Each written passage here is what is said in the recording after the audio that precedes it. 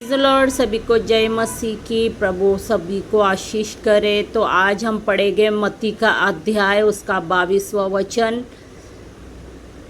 यीशु फिर उनसे दृष्टांतों में कहने लगा, स्वर्ग का राज्य उस राजा के समान है जिसने अपने पुत्र का विवाह किया और उसने अपने दासों को भेजा कि निमंत्रित लोगों को विवाह के भोज में बुलाए, परंतु उन्होंने आना न चाहा। फिर उसने और दासों को यह कहकर भेजा, निमंत्रित लोगों से कहो, देखो मैं भोज तैयार कर चुका हूँ, मेरे बैल और पले हुए पशु मारे गए हैं और सब कुछ तैयार है, विवाह के भोज में आओ। परंतु वे उपेक्षा करके चल दिए, कोई अपने खेत को, कोई अपने व्यापार को।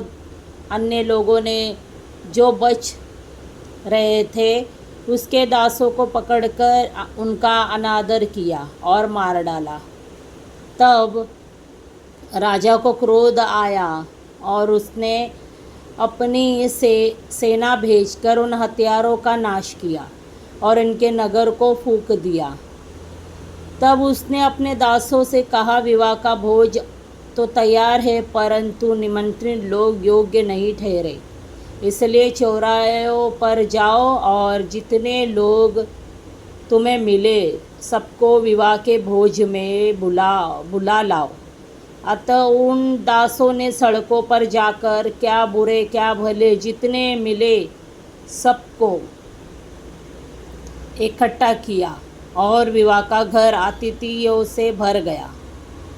जब राजा अतिथियों को देखने भीतर आया तो उसने वहाँ एक मनुष्य को देखा जो विवाह का वस्त्र नहीं पहने था। उसने उससे पूछा, हे मित्र, तू विवाह का वस्त्र पहने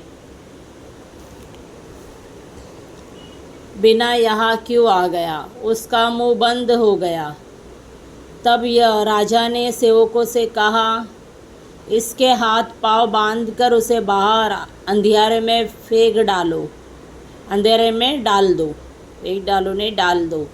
वहाँ रोना और दांत पीसना होगा, क्योंकि बुलाए हुए तो बहुत हैं परंतु चुने हुए थोड़े हैं। आगे हम उसी वचन में 22 का 15 पढ़ेंगे। कैसर को कर देना। तब फरीसियों ने जाकर आपस में विचार किया कि उसको किस प्रकार बातों में फंसाए। अतः उन्होंने अपने चेलों को हेरोदियों के साथ उसके पास ये कहने को भेजा, हे गुरु, हम जानते हैं कि तू सच्चा है और परमेश्वर का मार्ग सच्चाई से सिखाता है और किसी की परवाह नहीं करता, क्योंकि तू मनुष्य का मुँह देखकर बातें नहीं करता। इसलिए हमें बता, तू क्या सोचता है, कैसर को कर देना उचित है कि नहीं? यीशु ने उनकी दुष्टता जानकर कहा, हे कपटियों, मुझे क्यों परखते हो? कर का सिक्का मुझे दिखाओ।